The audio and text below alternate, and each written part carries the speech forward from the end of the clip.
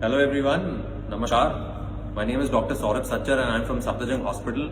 In these tough times of coronavirus, आज एक ऐसी न्यूज पढ़ी जिसे पढ़ने के बाद चुप नहीं रहा जा रहा and I don't think so आप लोगों से भी चुप रहा जाएगा। बेसिकली लखनऊ कैंटोनमेंट में सदर बाजार में एक मॉस्क में 12 ऐसे तबलीगी जमात के मेंबर्स पाए गए जिन्होंने दिल्ली में कांग्रेगेशन अटेंड किया था और वहां पर अब वो छुप के बैठे थे।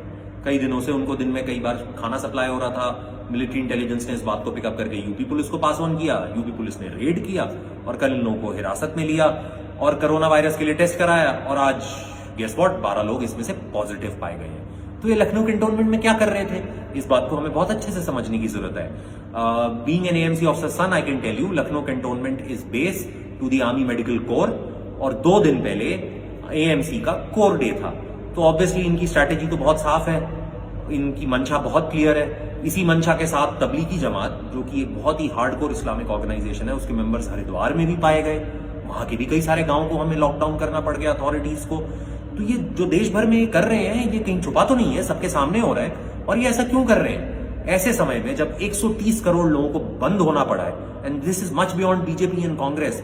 हर किस्म का इंसान बंद हुआ है, लोगों के धंधे बंद हुए हैं, इकोनॉमी सफर कर रही है और उसमें से चंद हजार लोग ऐसी हरकतें कर रहे हैं, कहीं डॉक्टरों पे थूक रहे हैं, पत्थर मार रहे हैं, छुप रहे हैं। ये क्यों कर रहे हैं? अगर ये ऐसी ऑर्गेनाइजेशंस को टारगेट कर रहे हैं जैसे कि आर्म्ड फोर्सेस या फिर डॉक्टर्स, तो ये इसके लिए नहीं कर रहे कि ये वो जवान को टारगेट कर रहे हैं जो खड़ा होकर अपनी ड्यूटी दे रहे हैं सरहद पे, या वो स्टेथोस्कोप पहने डॉक्टर को टारगेट कर रहे हैं। ये टारगेट कर रहे हैं तो उस ऑर्गेनाइजेशन को जो जिंदगी और मौत के बीच में खड़ी है, ये टारगेट कर रहे हैं तो उस ऑर्गेनाइजेशन को जो गुलामी और आजादी के बीच में खड़ी है।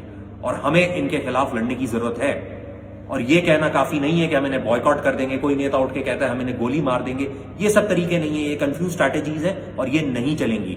हमें क्लियर कट स्ट्रैटेजी की जरूरत है और वो क्या होंगी? आपको एक शॉर्ट टर्म स्ट्रैटेजी की जरूरत है और एक लॉन्ग टर्म स्ट्रैटेजी की जरूरत है। आपकी शॉर्ट टर्म स्ट्रैटेजीज क्या होंगी? इनमें कानून का खौफ होना चाहिए। ये वही लोग हैं जो पहले शाहीन बाग में बैठे ओपनली हर कानून तोड़ा और इन्हें कोई खौफ नहीं था। या वही लोग हैं जो कोरोना वायरस इधर उधर फैला रहे हैं, इन्हें कोई खौफ नहीं है। क्यों? क्योंकि अगर आप इनकी एफआईआर भी उठा के देखेंगे तो इनके खिलाफ बेलेबल चार्जेस लगे, यानी कि इनको आराम से बेल मिल जाएगी। और आप और मैं सब जानते हैं कि बेल दिलाने के लिए इनको बहुत लोग मौजूद हैं। इनके खिलाफ एक ऐसा चार्ज नहीं है जो नॉन बेलेबल हो, जिसके लिए बेल लेने में भी इनको मुशक्कत करनी पड़े। अगर आज की डेट में आप इनके ऊपर नेशनल सिक्योरिटी एक्ट नहीं लगाएंगे तो इनको डर नहीं बैठेगा।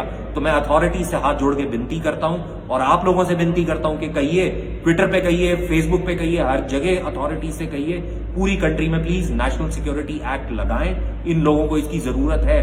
दूसरा, अगर आप कोरोना वायरस फैला रहे हैं तो आप ये बहुत अच्छे से जानते हैं कि इससे बहुत सारे लोगों की मौत होगी। तो अगर ये अटेम्प्ट टू मर्डर नहीं है तो मुझे समझ नहीं आता क्या है फिर। ये क्लासिकल अटेम्प्ट टू मर्डर है, तो सेक्शन 307 इनके खिलाफ क्यों नहीं लगाया जा रहा? प्लीज लगाइए इनके खिलाफ सेक्शन 307। इन्हें 10 साल जेल में रहने की जरूरत है। ये तो है हमारी शॉर्ट टर्म स्ट्रैटेजी। और हमारी लॉन्ग टर्म स्ट्रैटेजी, यही कुछ लोग जब बाहर आएंगे तो फिर लाइनों में खड़े होकर सब्सिडी मांगेंगे, संविधान की दुहाई देंगे।